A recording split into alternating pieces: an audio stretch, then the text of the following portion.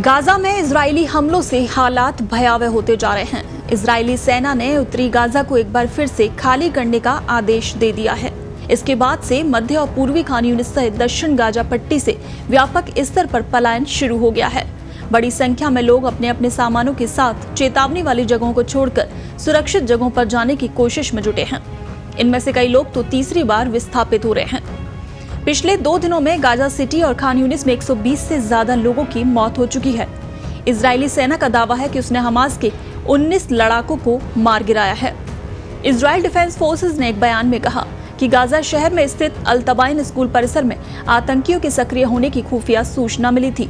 इसके बाद आईडीएफ और आईएसए ने आतंकवादियों पर हवाई हमला किया, जिसमें 19 आतंकी मारे गए हैं। आईडीएफ ने हमास के 19 लड़ाकों की लिस्ट भी जारी की है, जिन्हें मार गिराया गया है।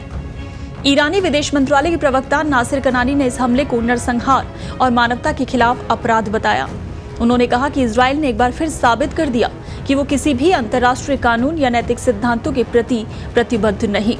इजरायल का सामना करने का एकमात्र तरीका ये है कि मुस्लिम देश एक साथ आएं और फिलिस्तीनी राष्ट्र का समर्थन करें। संयुक्त राष्ट्र सुरक्षा परिषद से कार्रवाई की मांग की गई। उधर हमास की कैद से इजरायली बंधकों की रिहाई के लिए तेल अवीव में फिर से प्रदर्शन हुआ। सड़कों पर उतरे हजारों लोगों ने प्रधानमंत्री बेंजामिन नेतन्याहू से बंधकों को छोड़ने के लिए हमास से शांति समझौता करने की अपील की।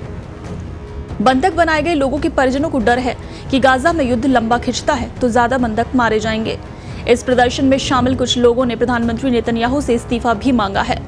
तेल अवीव में प्रदर्शन कर रहे प्रदर्शनकारियों का दावा है कि नेतन्याहू और उनकी सरकार बंधकों को छुड़ाने और देश को चलाने में पूरी तरह से असमर्थ है। ऐसे में नेतन्याहू को तुरंत इस्तीफा देकर देश में आम चुनाव कराना चाहिए।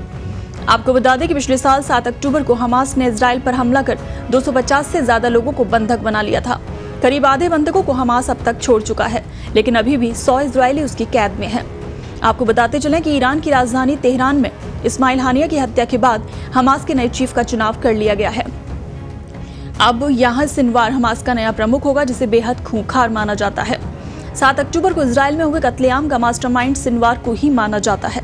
उसके नेतृत्व में हमास के लड़ाकों ने 1200 इजरायलियों को मौत की नींद सुला दिया था। उसके बाद से ही आईडीएफ उसकी तलाश में है।